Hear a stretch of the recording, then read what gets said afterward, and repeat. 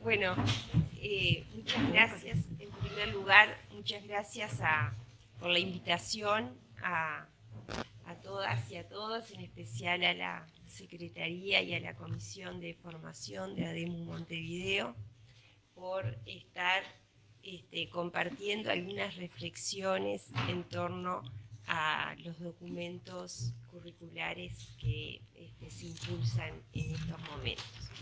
Bueno, como quería la compañera... Ahora lo tengo acá. Mira, lo encontré.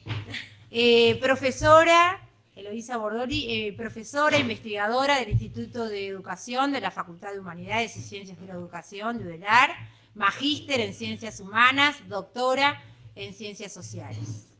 Y Estefanía Conde, profesora e investigadora del Instituto de Educación de Facultades de Humanidades y Ciencias de la Educación de UDELAR, magíster en Ciencias Humanas y profesora en Enseñanza Secundaria.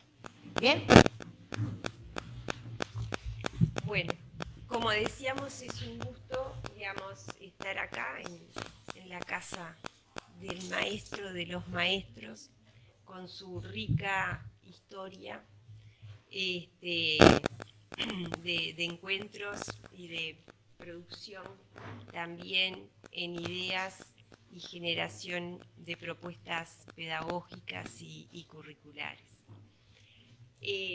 También es un gusto, obviamente, estar con Estefanía, con quien ya hace unos años estamos trabajando juntas en estas temáticas vinculadas a los procesos de cambio educativo en distintos ámbitos y en particular también en aspectos curriculares.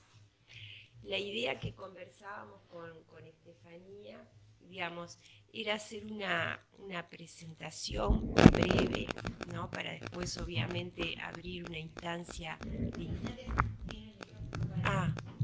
sí, una presentación relativamente breve, digamos, para que después obviamente podamos como intercambiar y digamos, producir nuevas ideas a partir de los aportes de todos nosotros. La idea de la presentación la dividimos en dos grandes partes, una inicial que voy a efectuar yo, que es más, digamos, conceptual, que capaz es un poco de perogrullo, algunas cosas que voy a compartir en un ámbito de colegas, pero, digamos, pensando en que esto iba a quedar grabado y que quizás puedan también estudiantes, no solo de magisterio, sino de otras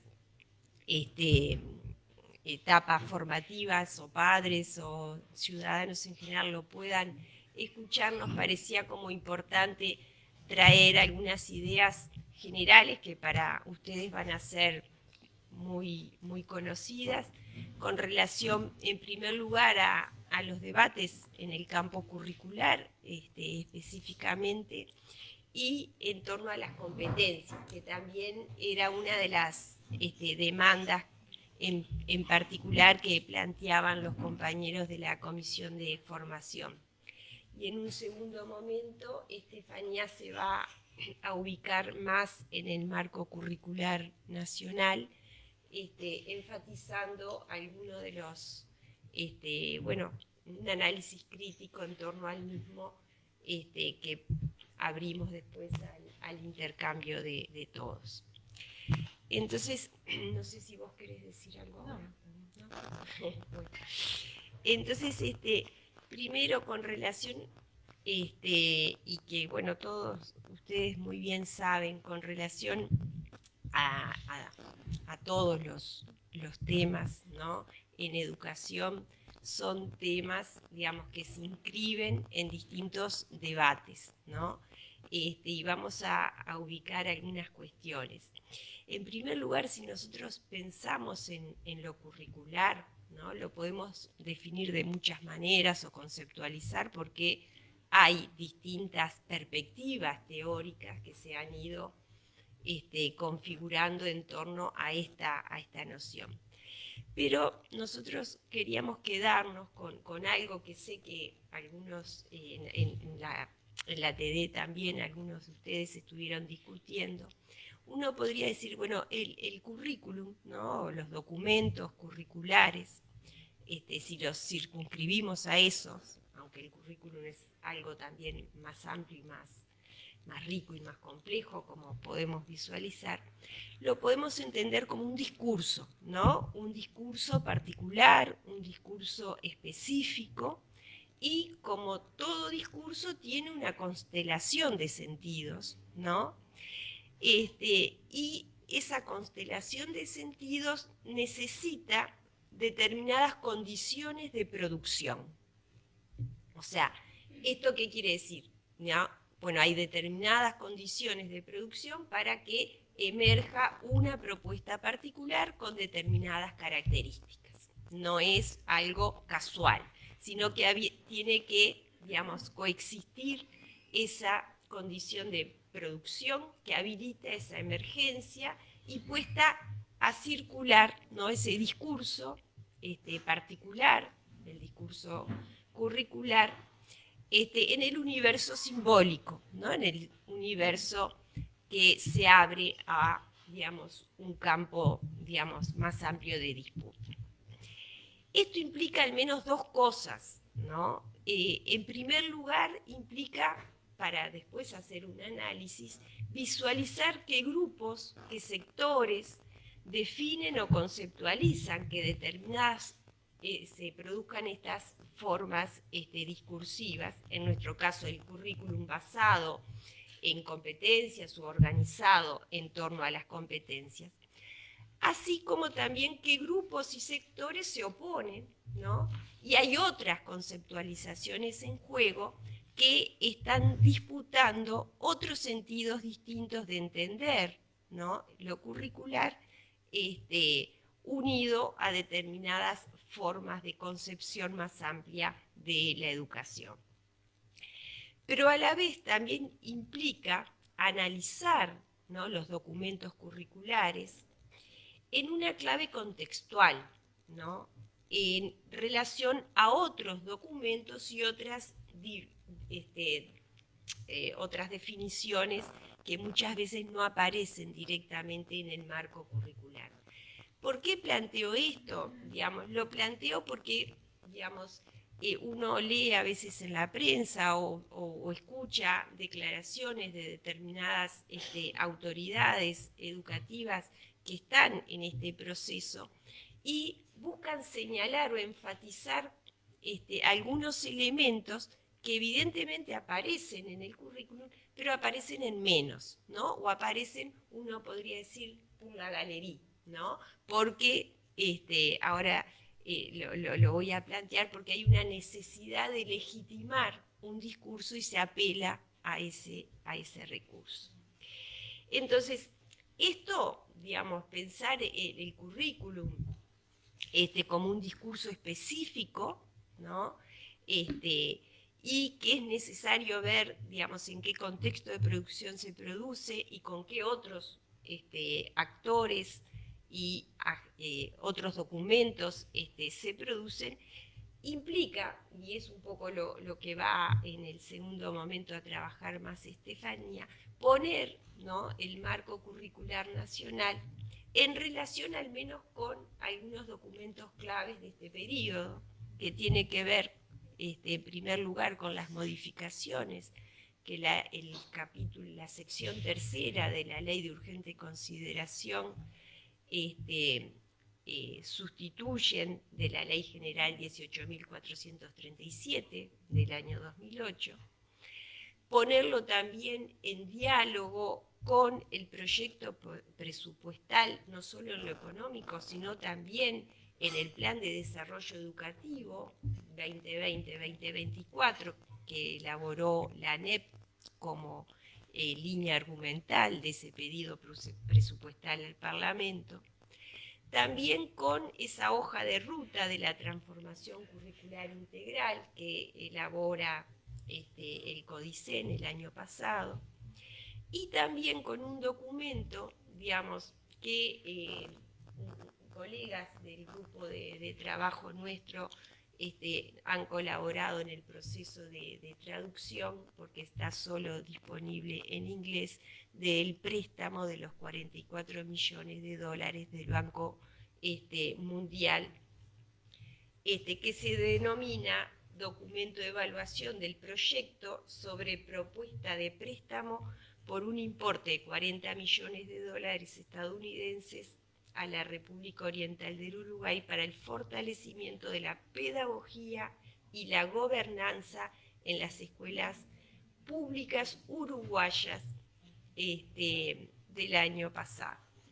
Entonces, uno diría, para entender esta lógica de sentidos, ¿no? Esta constelación de sentidos que se condensa en una propuesta particular, es necesario, ¿no?, visualizarlo en diálogo con estos otros documentos. Una segunda cuestión general que también, digamos, es como de perogrullo para nosotros los maestros, pero que quería traer por esto que marcaba, es que en la investigación comparada en el campo curricular podemos ubicar al menos 4 características centrales de los currículos. En primer lugar, hay una cuestión que refiere, ¿no?, a que, digamos, hay muchos autores que plantean, bueno, hay tantas definiciones, conceptualizaciones de lo curricular, como autores, como corrientes se han puesto a debatir en torno a estas cuestiones, pero, digamos, el denominador común de estas tiene que ver con los conocimientos, con los saberes, con aquello, digamos, eso que en la nomenclatura curricular nosotros conocemos como los contenidos. Es un denominador común, ¿no?, de todas las propuestas curriculares. Esto, digamos, es importante, ¿no?, por 3 elementos que me parece que conviene como señalar. Uno, en tanto a que la importancia de lo curricular en esta clave de, bueno, qué es lo seleccionado, ¿no?, para como finalidad o como contenidos o como legado de la humanidad, digamos, a los recién llegados, en términos, por ejemplo, de Hannah Arendt, implica una dimensión política de lo curricular y no se circunscribe a una dimensión técnica. Entonces, esto supone también una política asentada en un principio distributivo. ¿En un principio distributivo de qué? ¿No? Del patrimonio cultural, que no necesariamente, ¿no?, debe ser o podría ser asimilado a procesos de reproducción o de violencia simbólica, como grandes autores críticos han señalado, sino que implica a la vez, ¿no?, un gesto de inscripción de los otros, de los recién llegados, de los niños, un gesto de inscripción a algo que nos es común como humanidad, ¿no? Algo, es un gesto de recibimiento, de acogida, y que, digamos, va a marcar este gesto inaugural, al igual que el lenguaje, el permitir reconocernos en una comunidad como iguales, en una comunidad con otros, ¿no? O sea, esto, por eso es tan importante la discusión curricular, aunque lo educativo no se circunscriba a lo curricular, no se circunscribe para nada a lo técnico, está muy alejado de lo técnico, porque está poniendo, digamos, en juego qué es lo que se legitima para ser distribuido a los otros y va a consolidarnos o a establecer un lazo social con el otro como iguales, o no, o no. Entonces, por eso se torna algo político importante. Pero para que efectivamente esta apuesta circular o de circulación de determinados saberes no implique una mera reproducción o una pura violencia simbólica, sino que habilite estos procesos de acogida, de inscripción del otro en nosotros, es importante, digamos, que esta política distributiva esté unida a una política de reconocimiento del otro, ¿no?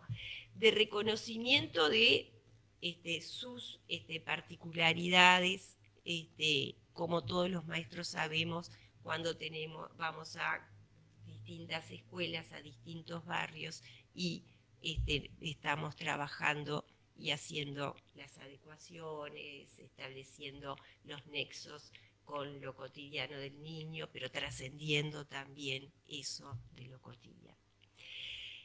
Y unido a esta, digamos, podríamos decir, política distributiva, esta política del reconocimiento, necesariamente tiene que haber una, digamos, política de una real participación y que esta participación sea efectiva de aquellos que directamente están involucrados en el quehacer educativo.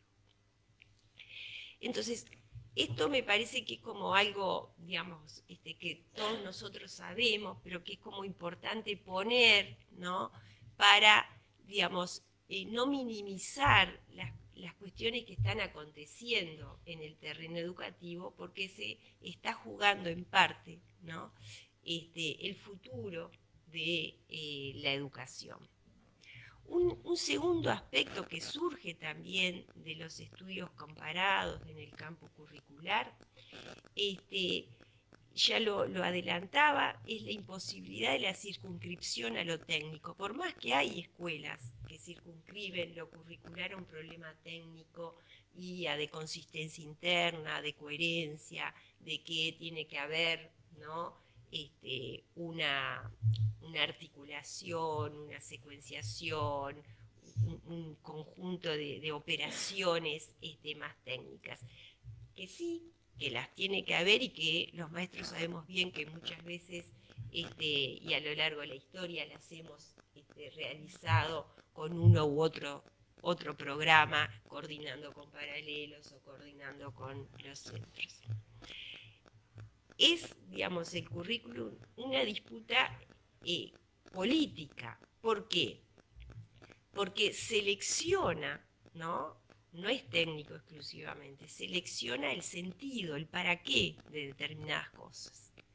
Selecciona, digamos, los contenidos, el qué es lo que se pone, qué es lo que no se pone a circular o a disposición de un otro para que lo transforme y lo, digamos, resignifique o lo niegue. Y también implica una selección de determinados procedimientos que se ponen allí a jugar. Entonces, esto es medular en una sociedad democrática, la habilitación de contribuir a los modos de participación con todos los actores y especialmente con los colectivos docentes que además conocen, más allá de esto que se pone, digamos, en debate en instancias de los documentos, en tanto se configuran después en documentos públicos que van a orientar, guiar o prescribir, digamos, lo que pasa en las instituciones y en el aula. También es importante porque está la otra pata, que es el currículum como un proceso, ¿no? de construcción que se hace en los establecimientos educativos con los compañeros y después cada uno en su clase. Entonces, la circunscripción a lo técnico, digamos, es un error, ¿no? Y uno puede encontrar allí, digamos, una de las llaves de los fracasos de muchas de las reformas que han precedido las reformas de calidad o de primera generación de los años 90, como denominan algunos autores. Una tercera cuestión en esta caracterización más general que me interesaba señalar es que necesariamente, ¿no?, el currículum unido al anterior es un punto conflictivo, ¿no?, cuando hay esta escisión entre quienes en determinado edificio planifican y queda algo muy lindo, muy coherente, muy consistente, y quienes ya lo ponen o lo llevan a la práctica. Cuando esa escisión que se denomina entre la teoría, ¿no?, y la práctica, ocurre, lo que han demostrado los estudios a lo largo de las historias de las reformas o los cambios curriculares, además de los fracasos, es que los docentes, ¿no?, tenemos el poder de hibridizar, ¿no?, como denominan dos autores norteamericanos, Tiak y Coogan, que estudian 100 años de reformas educativas en los Estados Unidos, y cómo les ha ido a esas reformas educativas, y el factor docente, como gusta decir algunos organismos internacionales, es un factor clave, ¿no?, en, digamos, poder cambiar en el cotidiano en esos cambios. Un último aspecto, y que lo adelantaba antes, y que ya es más en relación con el diseño curricular, en tanto que es el objeto, digamos, que ustedes tienen entre manos para debatir y poner en discusión, como, digamos, todo discurso, ¿no?, que quiere ganar espacio en la esfera simbólica y tener adeptos, ¿no?, busca legitimarse, en general en la población, con los estudiantes y con los colectivos docentes. Particularmente con esto queremos señalar que en este marco curricular nacional, para su legitimación en los colectivos docentes, aparecen algunos enunciados, algunos elementos que han formado parte del debate pedagógico históricamente, a nivel internacional y a nivel nacional, pero los resignifican, ¿no? Hay una resignificación. Se muta el sentido o los sentidos amalgamados en la producción pedagógica nacional.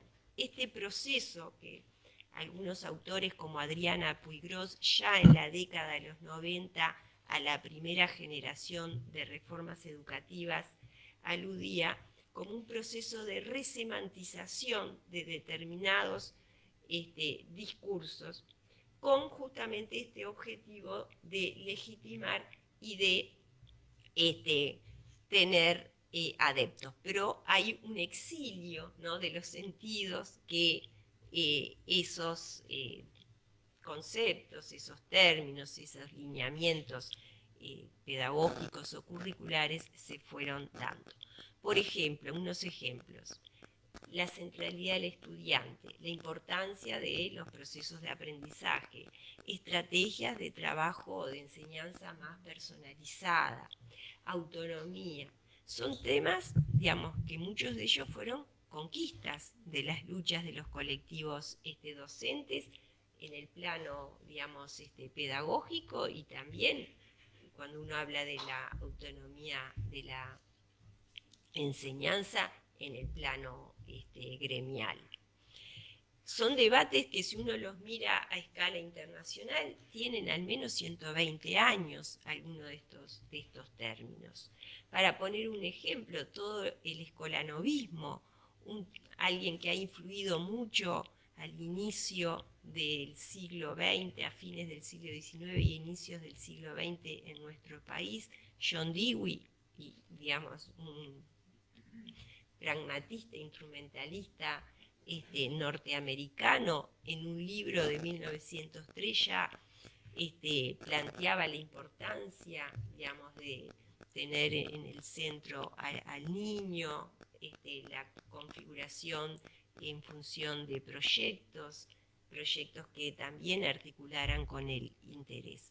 Entonces, estas cuestiones que aparecen como tablas de salvación, como algo nuevo frente a, digamos, un diagnóstico que después Estefanía va a profundizar, que se presentó, digamos, como una crisis educativa o como una emergencia educativa, ya en el compromiso de la coalición de gobierno, cuando se presentó en el balotaje, digamos, no, no son nuevos. Lo que son nuevos son estos procesos de resemantización por las condiciones de producción de estos nuevos discursos y de quienes enuncian, ¿no?, y promueven esos procesos discursivos. Entonces, esto indica que es necesario, digamos, que Estefanía va a trabajar en torno ahí, efectuar, digamos, un análisis sincrónico, o sea, en relación este documento con los otros, estos otros que mencionamos, la LUC, digamos, el presupuesto, digamos, el documento del Banco Mundial. Y también podría meditar, ¿no?, y quizás ustedes lo hicieron en ATD o lo están haciendo, digamos, con, digamos, un proceso más diacrónico, como han sido otros procesos de construcción curricular, y para no ir más lejos, nuestro actual Plan 2008 tuvo un proceso de debate de 2 años, ¿no?, de debate real, profundo. Podemos ir también al Plan 63 de secundaria, que fue elaborado en su momento por las asambleas artículo 40, ¿no?, que fueron quienes dieron pie a la propuesta que hicieron nuestros colegas en la CONAPRO, en la Comisión Nacional Programática, y dieron origen en la Ley de Emergencia del año 85 a las ATD actuales, ¿no?, esas asambleas artículo, que, digamos, este plan 1963 o plan piloto que se llamó en secundaria, tuvo un proceso de elaboración en comisiones de estas asambleas de más de 2 años, ¿no?, y fue un plan en el cual había proyectos, había trabajo integrado, había articulación con los intereses del estudiante. Bueno, había una cantidad de cuestiones que hoy se nos quieren presentar como novedades, ¿no? Entonces, digamos, como para relativizar. Una segunda cuestión muy general que en la convocatoria entendimos que querían como profundizar o poner en diálogo, digamos, el currículum por competencia, ¿no? O sea, las competencias en sí mismas, ¿no?, cómo surgen, cómo emergen. En el campo estrictamente, digamos, de los diseños curriculares más generales, es relativamente reciente la inscripción. Sí tiene, digamos, un primer momento y un origen muy asociado al mundo del trabajo y a la formación técnica especializada, mecánico, electricista. Y esto suponía, en las 3 modalidades que se van a desarrollar en esta concepción del currículum por competencias como producto, un análisis de tarea del oficio, ¿no?, que digamos, de ahí surgían cuáles era el conjunto de actividades, bueno, la planificación de esas actividades, la instrucción a los operarios, la evaluación y después la certificación, ¿no? O sea, ese esquema de reduccionismo que prepara pura y exclusivamente para un oficio específico, inscripto en la teoría del capital humano, y que, digamos, hay una reducción, si se quiere, a un homus economicus, ¿no? Hay un segundo, digamos, momento en el que se extiende el concepto, digamos, de competencias, más asociado a este primer momento de las reformas educativas asociadas a la calidad de los años 90, y un tercer momento que es el que estamos asistiendo ahora, ¿no? Vinculado a los cambios de la segunda década, que en nuestro país es en la segunda década del siglo XXI, pero en otros países ha iniciado antes. Y que estos cambios necesariamente están asociados a determinados préstamos internacionales y a las condiciones que estos préstamos internacionales ponen, exigen a los países para otorgar, digamos, los dineros. Esto tiene un mojón importante en lo que fue las evaluaciones internacionales, la lógica de las, digamos, de las evaluaciones internacionales estandarizadas, invierte, ¿no? Para los docentes lo tenemos muy claro, invierte el sentido de lo educativo, en tanto que a partir de los resultados de la evaluación se, digamos, planifica y se definen determinadas orientaciones. Cuando nosotros, digamos, y se produce además otro efecto sobre los docentes, que es la evaluación como parte de un dispositivo didáctico que todos los docentes hemos hecho,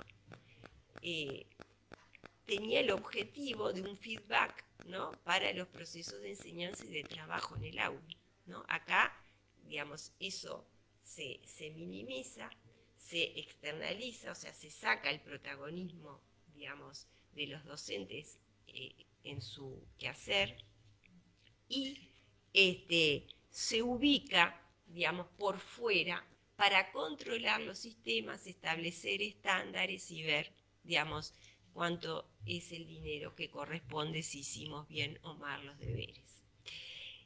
Hay una perversión, ¿no? Del sentido de lo educativo que como docentes hemos ido formando.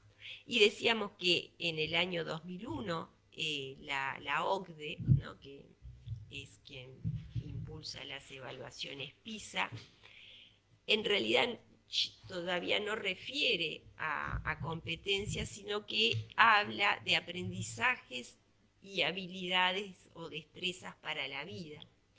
Y es en 2005 que introduce el término competencias, que las define, es más que un conocimiento y destrezas, involucra la habilidad para enfrentar demandas complejas, apoyándose en y movilizando recursos psicosociales en un contexto particular.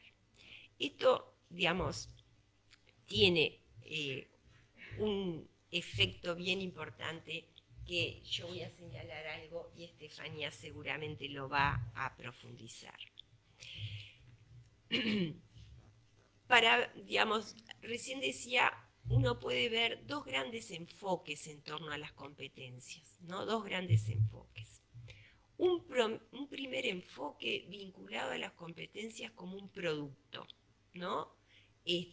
Muy ligado, como decíamos al inicio, al surgimiento, al modelo, digamos, laboral y a las exigencias del mercado, y un modelo que va de la mano, digamos, del anterior, conductual, ¿no? De apreciar los resultados a través de determinadas conductas observables de nuestros estudiantes, que también los que pintamos canas conocemos muy bien, digamos, esos modelos de diseño curricular que no se llamaban competencias en ese momento, sino conductas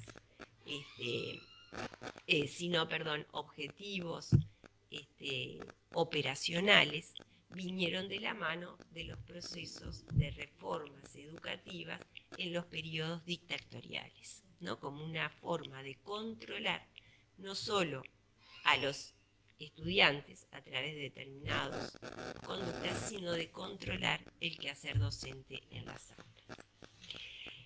Dentro de este, entonces, enfoque de las competencias vinculadas a los productos como lo laboral y lo conductual, hay un enfoque que pone más el énfasis en lo laboral, en esto que decíamos del listado de tareas para crear ciertos módulos, y según, hay autores que esto lo vinculan ya a los primeros textos que Franklin Bowitz, en un libro que escribe en 1918 en los Estados Unidos, en el cual busca cuáles son analiza, ¿no? Tipo cámara Gesell, observa a los empleados, a los operarios, para establecer cómo son las tareas y en función de eso poder diseñar. O sea, uno de los primeros que marca el campo curricular tiene esta génesis vinculada allí. Obviamente que esto omite cualquier concepción, de la educación en una clave integral, humanista, como un derecho, como un deber y una obligación del Estado, para que todos tengan esa garantía, sino que hay una subordinación pura y dura, ¿no? A las lógicas del mercado y de lo que se demanda en las empresas. El modelo conductual, que va de la mano, como decíamos, en relación al anterior, se encuentra, lo que hay es una protocolización de todo lo que se trabaja y la necesidad de establecer un conjunto de secuencias para el logro, secuencias o progresiones, podríamos decir, para el conjunto del logro de esas conductas. Supongo, no quiero revelar la edad de nadie, pero que algunas compañeras acá presentes se acuerdan, ¿no? De el diseño curricular de 1980 para enseñanzas primarias, que era un listado, ¿no? De las actividades que se podían hacer, que se tenía que evaluar, y con determinados verbos en futuro, que era lo que uno tenía que medir en los chiquitos. Hay un tercer modelo dentro de esta concepción de las competencias o de los currículum como producto, que es el funcionalista, que también se articula con los anteriores, pero da, algún paso más, en tanto obedece a una visión organizacional sistémica, ¿no? del mundo del trabajo. Y esto implica tres movimientos. Uno es analizar la conducta de un trabajador y cómo esa conducta se relaciona con los otros. Un segundo movimiento que tiene que ver con la conducta colectiva, que debe guardar relación con los objetivos de la organización. Y el tercer elemento es que la organización del trabajo tiene que estar, del trabajo y por lo tanto de la enseñanza o la capacitación, sería más pertinente plantear, de esos elementos, tienen que estar en articulación o en atención a las demandas del cliente. A esta perspectiva, actualmente, que es la perspectiva funcionalista tiene unos años, actualmente, ¿no? Lo que se incorpora son otras dos dimensiones que se asocian a la creatividad, ¿no? Y a la subjetividad de los trabajadores. Y esto es lo que se refleja en esa definición de competencias que yo leí recién, del documento de la OCDE del 2005 en la página 4. que planteaba así, algo más que los conocimientos y las destrezas, ya que involucra habilidades de enfrentar demandas complejas, apoyándose en y movilizando recursos psicosociales en un contexto particular, ¿no? Esto que va a tener otras traducciones que están vinculadas, que no necesariamente son lo mismo, pero que están vinculadas, que se vienen desarrollando en nuestro país, se pueden articular, ¿no?, con las habilidades socioemocionales, que implica un paso más, que ya no es la conducta, ¿no?, a ser controlada, aquello que desde el behaviorismo uno decía lo observable, sino meterse con el sujeto, digamos, internamente, ¿no?, la construcción de un modo de ser, de estar y de sentir en la sociedad en forma particular. Entonces, uno podría decir, como muy esquemáticamente, que esta noción de competencia como producto en estas tres modalidades, ¿no?, implica un individuo, en definitiva, funcional a las demandas del mercado, este acento que se hace al emprendedurismo en muchos de los documentos actuales, a la producción de subjetividades, que hay algunos autores franceses que lo han trabajado en forma muy interesante, como son Laval y Dardot, en torno a lo que implica la producción de una nueva subjetividad vinculada al mercado, que tiene que ver con por un lado, que uno podría decir, a una forma de concebir la libertad vinculado a la regla, digamos, a un corrimiento del Estado y a las formas, digamos, de tú contigo mismo, a ver, digamos, cómo peleas en el mundo salvaje en el que vivimos, ¿no? Bueno, críticas creo que no voy a, había marcado algunas ahí pero creo que caen por su propio peso. Pero quería marcar otro enfoque, ¿no?, vinculado a las competencias, que algunos autores ubican como un enfoque más en clave de proceso y lo asocian a dos, digamos, líneas, una al desarrollo socioconstructivista, que son a posteriori, ¿no?, de la inscripción de este término en el escenario educativo, pero que buscan, ¿no?, reinscribir un sentido distinto de la competencia. Entonces, una línea que trabaja, digamos, la competencia en una clave socioconstructivista y otra línea que lo trabaja en una clave más pedagógico-didáctica. En la primera, digamos, bueno, se pone el énfasis en el sujeto y en los procesos de construcción, bueno, todo lo que hemos estudiado desde la psicogénesis, de la psicología evolutiva, el aprendizaje situado, los aprendizajes en contexto, la necesidad de graduar procesos de conocimiento, coordinación, en fin, proyectos, la elaboración de problemas, de centros de interés.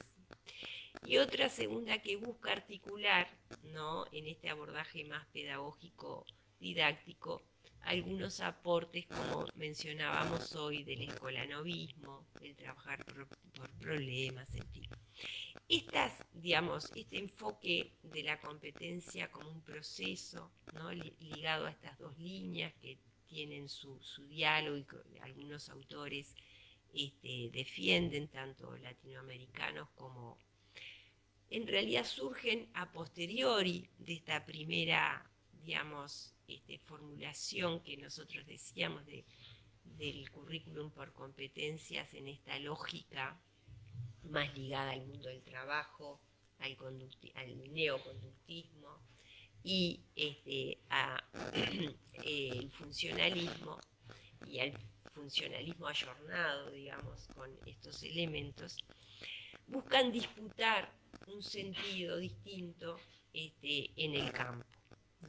Entonces la pregunta, y yo ahora dejaría, ¿no?, la pregunta que yo dejo formulada para darle paso a Estefanía, lo importante es en este análisis, ¿no?, que ustedes como colectivo docente, acá, bueno, dieron en las ATD, seguirán en las escuelas trabajando, es, digamos, este modelo de diseño curricular por competencias que se ha puesto en el universo simbólico y que parece admitir pocas margen de negociación, entonces poco margen de participación,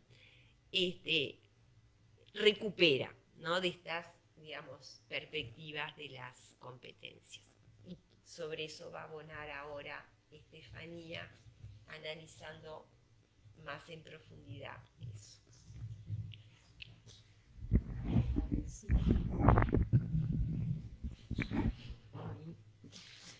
Bueno, como adelantaba Eloísa, en realidad el objetivo es complementar, en función de lo que ella planteaba, en una lectura de lo que es el documento preliminar, Marco Curricular Nacional, en línea también con los otros documentos de política educativa, sobre todo con algunas modificaciones que fueron planteadas en el marco de la Ley de Urgente Consideración y el Plan de Desarrollo Educativo, y también algunos aspectos que veníamos viendo con relación a este préstamo del Banco Mundial, que tiene muchas líneas, digamos, de continuidad con este documento de marco curricular nacional.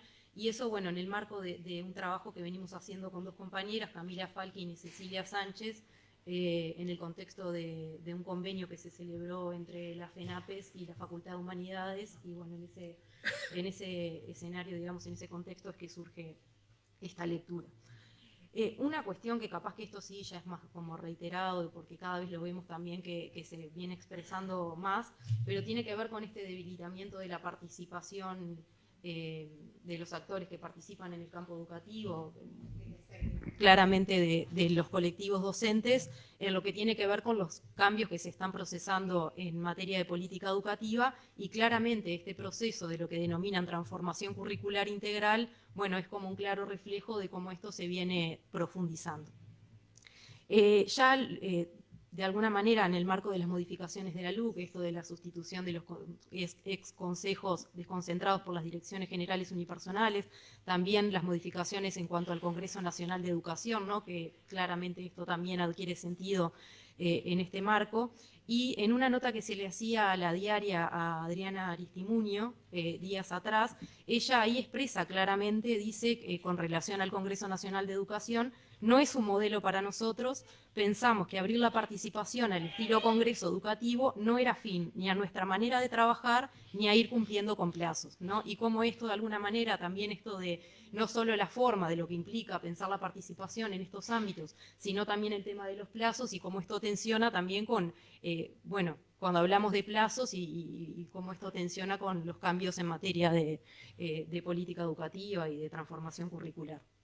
Entonces, este debilitamiento de la participación docente ya lo veíamos también en el plan de desarrollo educativo, que se venían anticipando una serie de fundamentos en los cuales se inscribiría la reforma curricular, que esta misma tensión se vuelve a presentar en este documento. Ya en el plan de desarrollo se señalaba que se iba a tratar de un currículum organizado por competencias, se definían algunas alfabetizaciones fundamentales, entre las que se incluye finanzas y bienestar, en conjunto con lengua, matemática, lenguas extranjeras, y bueno, también el tema de las progresiones, etcétera, etcétera. En este documento, Marco Curricular Nacional, se vuelve a expresar esta tensión entre, por un lado, decir que los cambios en materia curricular exigen amplios espacios de participación docente, de estudiantes y otros actores, y por otro lado se refuerza esta idea de que se siguen tomando definiciones en materia de lo que es esta transformación curricular, Y en este sentido se avanza en la definición nada más y nada menos de lo que es el perfil de egreso de la educación obligatoria, organizado, plasmada en esa serie de competencias que se están definiendo. Por eso la atención, digo, con esto de que denominan el documento como preliminar, pero en realidad ya hay definiciones en las que se sigue avanzando. Y esto, de alguna manera, en lo que traía Eloísa, cuando pensamos lo curricular, no solo pensamos en materia de desarrollo curricular y de lo que hacen los docentes en los propios ámbitos educativos, sino también recuperar la importancia que tiene esto del currículum como documento público, ¿no? Que expresa aquellos saberes que se consideran necesarios ser transmitidos a las nuevas generaciones y cómo eso necesariamente tiene que surgir de acuerdos amplios y evidentemente, bueno, que los actores deben participar. La participación es uno de los conceptos, digamos, que se disputa, porque a la vez que hay una retórica que exalta la participación, al mismo tiempo con estas acciones, digamos, se debilita, y si bien se dice que hay participación, la participación termina procesándose en términos, por ejemplo, de una encuesta individual a docentes, estudiantes. Entonces eso también tensiona con el propio carácter colectivo, que no es un docente que aporta solamente de su experiencia personal, sino también de espacios y desde una mirada más amplia. Bueno, esta tensión. Y también esto vinculado a la participación con la fuerte incidencia de organismos internacionales, porque claramente en este préstamo del Banco Mundial se pueden apreciar muchas líneas de continuidad y cómo se presentan de forma menos solapada, digamos, algunas cuestiones que aparecen en los documentos de política educativa. Hay otro préstamo al que refiere el del Banco Mundial, que es el del BID, al que no hemos podido acceder, al menos no lo encontramos disponible. También eso habla como de la transparencia, exacto. Bueno, y este otro documento que solo está disponible también en inglés, que se señala para fortalecer la pedagogía y la gobernanza, la pedagogía restringida a la reforma curricular y la gobernanza con un claro énfasis en la gestión de los centros, que es otra de las líneas fuertes, ¿no? que se vienen procesando en materia educativa. En cuanto al contenido del documento específicamente, bueno, hay una construcción del diagnóstico que ya se da por sentada, no se fundamenta y los docentes no han participado en la construcción de ese diagnóstico. Llama la atención, bueno, la propuesta curricular vigente es un factor de expulsión de miles de estudiantes en la educación media, no se fundamenta con ninguna referencia, no se profundiza en eso. Y es importante porque ese diagnóstico es lo que viene de alguna manera a fundamentar todo el cambio que se viene a promover con el énfasis en las competencias, ¿no? Que se presenta, ahora después vamos a ver, como lógica dicotómica frente a otros temas más vinculados a los contenidos. Entonces, no hay participación tampoco en el diagnóstico y es un documento que no dialoga incluso con los propios documentos curriculares que hacen también a la tradición, digamos, tanto en el caso de primaria como de secundaria, educación técnico-tecnológica. No hay referencia a los planes actualmente vigentes, apenas hay referencia a lo que es el marco curricular de referencia nacional, pero tampoco hay demasiado diálogo con lo que allí se venía estableciendo. En el documento, digamos, ese diagnóstico también se viene a reforzar en el documento del Banco Mundial,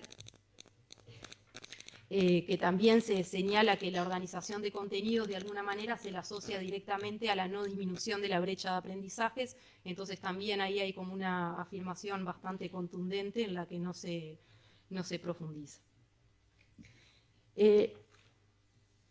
En cuanto a la organización curricular por competencias, acá decíamos que se presentan ciertas lógicas, digamos, dicotómicas, porque se señala que si bien no es que no se haga referencia a los contenidos, y de hecho eso se ha señalado que sí que hay referencia, sí se presenta esta idea de que trabajar por competencias necesariamente se traduce en un currículum más integrado, que favorece aprendizajes significativos, que se vincula con la vida real, etc.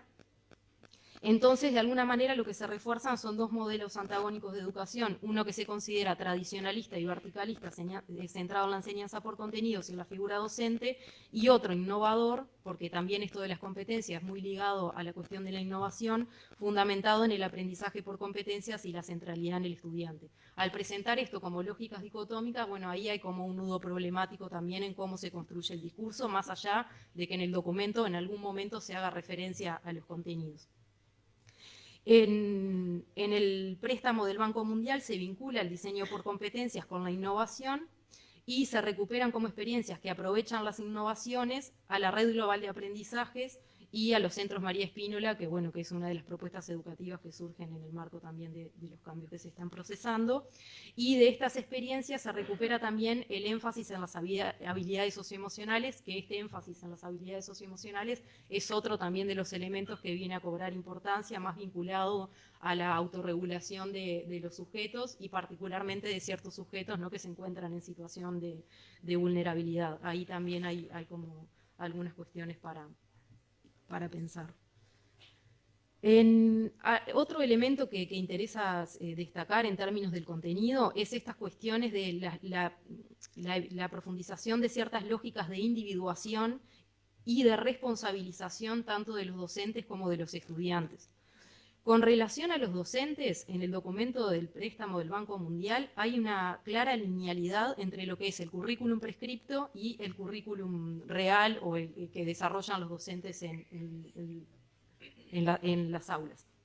En este sentido opera una lógica aplicacionista en el marco de la cual se entiende necesario concretar y en términos, en palabras del documento, la enseñanza eficaz del plan de estudios basado en las competencias, ¿no? Esto de concretar la enseñanza eficaz claramente da cuenta de una linealidad de estas dos dimensiones del currículum y cómo de alguna manera también se presenta de forma diferencial esta cuestión más de la construcción del diseño del currículum, más asociada a una cuestión técnica, y el docente quien necesariamente está como distanciado de ese proceso de construcción curricular y al que solamente le corresponde, digamos, aplicar bien, llevar bien ese currículum a la práctica, y de ahí que también se tiene pensado avanzar en eso, la importancia que adquieren los procesos de formación, pero en esta clave, ¿no?, de que efectivamente haya una buena aplicación. Entonces, allí, por ejemplo, en el préstamo se habla de programas de formación para que los profesores apliquen adecuadamente el plan de estudios, programas de formación para que los directores y supervisores de las escuelas supervisen la adopción del nuevo plan de estudios y apoyen a los profesores en el aula. Esto es otro elemento importante que adquiere relación con la importancia que se le está dando a los directores y a los inspectores, pero en esta clave más vinculada a la gestión, al énfasis en la gestión y a la autonomía entendida desde en una clave de responsabilización, ¿no? Entonces acá claramente queda expresado que estos programas de formación para ellos estarían vinculados a la supervisión para que los docentes lleven a cabo esa aplicación del currículum. Y también operan lógicas de individuación y responsabilización con relación a los estudiantes, en esto de que hay un discurso que exalta esta idea de la centralidad del estudiante y del aprendizaje en una lógica bien individual, y allí se señala en el plan de desarrollo educativo la existencia de niveles de aprendizaje insuficientes para gran cantidad de estudiantes y significativos signos de equidad educativa comprometen la construcción de una sociedad justa e inclusiva, así como la capacidad de los sectores más desfavorecidos de integrarse a la misma, desarrollarse en la vida adulta, cuidarse a sí mismos y a los demás. En fin, como en este pasaje claramente está operando una responsabilización de los sujetos en el marco de una sociedad que se considera como dada de antemano, y esto también se refuerza en el documento del préstamo del Banco Mundial, en el que se señala: se espera que el proyecto aumente el nivel educativo, lo que mejoraría los resultados del mercado laboral. Esto tiene que ver claramente con el énfasis, el enfoque que sustenta el énfasis en las competencias y que aparece más explícitamente expresadas estas lógicas en el préstamo que en el documento marco curricular nacional. Es probable que el proyecto tenga un impacto positivo en el bienestar general de los beneficiarios, ¿no? Los estudiantes también entendidos de esta lógica de beneficiarios. Por ejemplo, salud, resiliencia y compromiso ciudadano. La resiliencia también un término bastante fuerte que aparece y que podemos como unir a estas construcciones discursivas vinculadas al énfasis en las habilidades socioemocionales, a la responsabilización en el sujeto. Más allá de la mejora de la escolarización y los resultados del mercado laboral, especialmente para los estudiantes más vulnerables. Siempre hay como una necesidad de enfatizar en estos sujetos, ¿no?, que se encuentran en estas situaciones. Entonces, bueno, cómo estas políticas están orientadas a trabajar sobre los individuos a fin de que se adapten a un entorno que ya se considera como establecido de antemano y donde no habría demasiadas posibilidades de transformación. Allí, en el documento marco curricular nacional, esto queda expresado porque también se habla de que cada estudiante se desarrolle plenamente de forma competente en los escenarios que se le presentan, lo que también, ¿no?, poniendo énfasis en esta cuestión más adaptativa. Ahí también hay una tensión que interesa como recuperar del documento cuando señala que el interés del estudiante como meta curricular solo se alcanzará si se comprenden sus diferencias individuales y contextuales. A la inversa de partir, ¿no?, de una definición de aquellos saberes que se consideran necesarios para transmitir a todos los sujetos más allá de su condición, y eso de alguna manera posiciona la educación en una clave de igualdad. Bueno, ¿qué quiere decir esto de las diferencias individuales y contextuales y qué riesgos podría desencadenar esta cuestión de que sea ese el punto de partida y no esos saberes en una clave de lo común y de lo que se designa como importante para el conjunto? Y esto también, como el énfasis en las competencias, que claramente está, queda claro en el documento del Banco Mundial, que está muy vinculado al ingreso y sobre todo de ciertos sectores al mercado laboral, y se habla de competencias laborales comercializables y hay un vínculo muy fuerte entre educación y productividad. También hay una, como debe ser visualizado en el marco de otros conjuntos de lógicas que vienen operando los lineamientos de la política educativa, que tienen que ver con, bueno, con el énfasis a las evaluaciones estandarizadas, y bueno, la cuestión de pensar a la educación más desde una lógica muy restringida vinculado a los resultados. Ahí, en el documento se plantea una clara linealidad entre la necesidad de establecer ciertas metas de aprendizaje en formato de competencias y la necesidad de monitorear y evaluar para alcanzar resultados evidenciables, en esto que también traía Eloísa en clave más conceptual, y a los efectos de rendir cuentas ante la sociedad. Hay una preocupación de que eso de alguna manera se traduzca en un resultado que pueda ser evidenciable a los efectos de mostrar esos resultados. Entonces, ahí hay un pasaje que es bastante significativo, que hace también a la concepción docente que está permeando estas cuestiones. Hay un pasaje bastante significativo en el marco curricular nacional, en donde la concepción del docente aparece ligada a una lógica de vigilancia y de control sobre los aprendizajes. Allí dice: lo que el docente hace es central, y bueno, pone acento en algunas cuestiones. Dice: un lugar privilegiado de vigilancia, de recoger evidencia y de tomar decisiones sobre cómo redirigir el proceso para los logros previstos. Claramente como expresado en esta trama discursiva más amplia. También otra cuestión ahí que interesa destacar es como que en el documento hay mucha necesidad, cómo entra a ocupar un lugar protagónico la política de la evidencia, ¿no? La necesidad de que bueno, hay como demasiados estudios y evidencia de cómo los estudiantes aprenden. Y allí se recurre a estudios al estilo que se referencian allí mismo, cómo los cerebros aprenden. Y eso también es una forma de deslegitimar el propio saber pedagógico de los docentes, de cómo no los cerebros, cómo la persona, cómo el sujeto de la educación aprende, ¿no? Y bueno, esto de centrar el lugar del docente y qué tiene para aportar con relación a ello, no solamente ligado a la aplicación correcta del currículum, digamos. Esas son algunas de las cuestiones que me interesaba como destacar del documento. Y bueno, que hay una cuestión acá que se desprende, la importancia de recuperar la dimensión política del currículum, como traía Eloísa, que no es una cuestión meramente técnica, que esta dimensión política es necesaria y que hace a la definición de esos saberes que se considera necesario transmitir a todos, y la importancia de posicionar al docente como constructor de política y también desde un lugar político y no como mero técnico, como mero ejecutor de un currículum definido externamente, ¿no? Recuperando justamente ese currículum como documento público con orientaciones comunes sobre qué se debe enseñar. Por ahí y abrimos al intercambio. Sí.